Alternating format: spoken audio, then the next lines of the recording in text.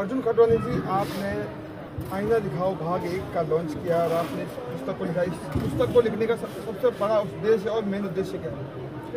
नमस्कार, मैं अर्जुन खटवानी, लेखक, आईना दिखाओ, चित्तौड़गढ़, राजस्थान। आज बहुत ही हर्ष की बात है कि मेरे द्वारा लिखी गई पुस्तक आईना दिखाओ, जो कि जिसका मुख्य उद्देश्य यह है कि आज की युवा पीढ़ी और जो ये युग चल रहा है मोबाइलीकरण का, उसमें जहाँ एक तरह से मैं सोचता हूँ कि शायद पुस्तकों का दौर ख़त्म हो चुका है, लेकिन ऐसा नहीं है।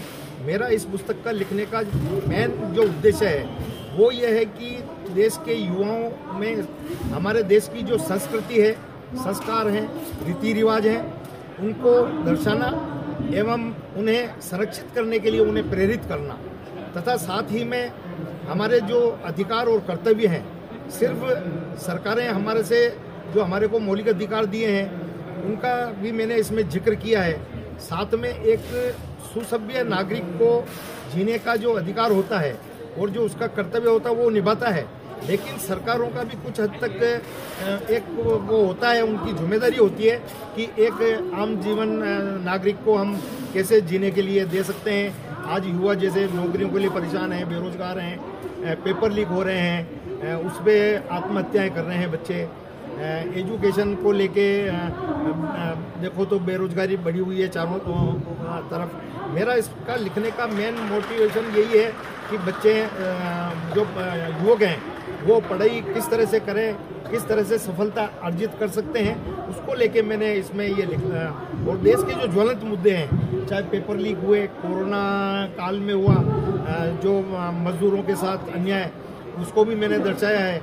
इसके अतिरिक्त और भी कई चीज़ें हैं जो हम सरकारों से अपेक्षा रखते हैं, उसमें वो मैंने ये कोशिश की है कि देश के ज्वलंत मुद्दों को भी इसमें लिखा जाए और आम जन तक पहुंचाया जाए, ताकि नागरिकों एवं सभी को अपना अधिकार का पता चल सके। आपने जो ये बुक लिखी है, इस बुक को लिखने का और इस पर जो मेन शीर्षक देने का, वो ख्याल कहाँ से आया? ये ख्याल सर मेरे को इसलिए आया, आईना दिखाओ, क्योंकि मैं स्टूडेंट लाइफ से वाद विवाद का, डिबेट का विद्यार्थी रहा हूँ एवं मैंने सेकेंड ईयर TDC तक मैं पढ़ा हूँ, 13वीं तक 1977 में मैंने की है।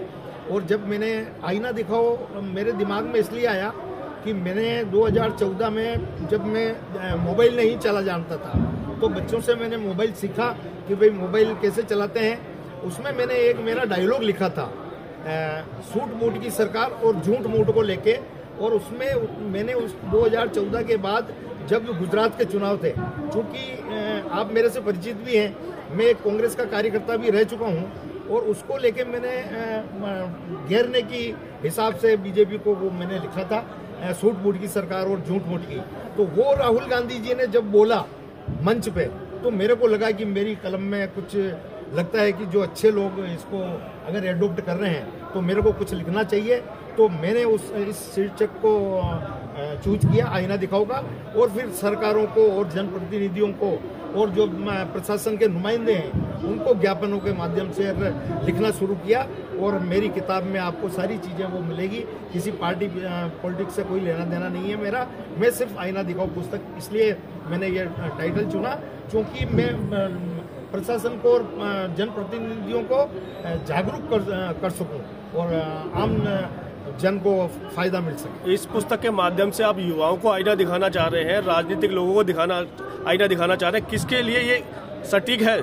मैं ये आईना युवाओं के लिए भी है और प्रशासन के लिए भी है और जनप्रतिनिधियों के लिए भी है, क्योंकि इसमें ओनली मोटिवेशनल के अलावा जो अपने कर्तव्य और अधिकारों के साथ भी इसमें जागरूक किया गया है, वो भी प्रेरणादायक। इसमें मैंने मोटिवेशनल वो अपने डायलॉग लिखे हैं। तो ये आईना सिर्फ हर आम आदमी से लगाकर और स्टूडेंट के लिए तो विशेष इसलिए है क्योंकि इसमें युवा पीढ़ी को जो हमने संस्कार और संस्कृति देने की बात कही है वो इसमें मैंने बरकरार हर पेज पे आपको वो इसमें मिलेगा। ये 89 पेज की पुस्तक है जो कि सिसोदिया साहब ने, हमारे मित्र गोपाल जी सिसोदिया जो जिज्ञासा प्रकाशन के एक अच्छे मेरे मित्र भी हैं, और आपने भी मेरे को मोटिवेशनल किया कि अर्जुन जी आपको जरूर किताब लिखनी चाहिए, आप एक अच्छे लेखक बन सकते हैं। डिजिटल युग में आप ये तो पब्लिशिंग का काम कितना इफेक्ट करता है?